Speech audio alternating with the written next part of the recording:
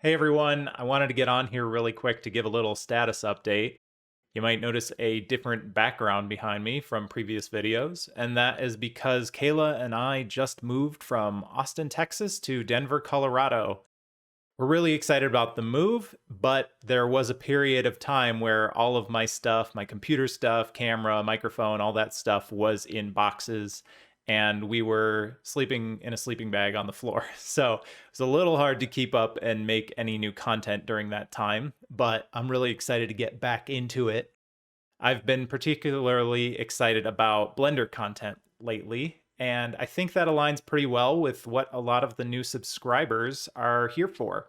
I was looking at recent YouTube analytics, and it looks like the majority of new people came and subscribed on the Blender videos that I've been posting, so I am excited to create more of them.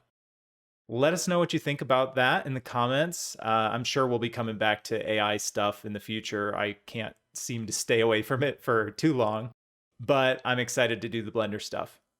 As always, thank you so much for watching and stay tuned for more videos soon.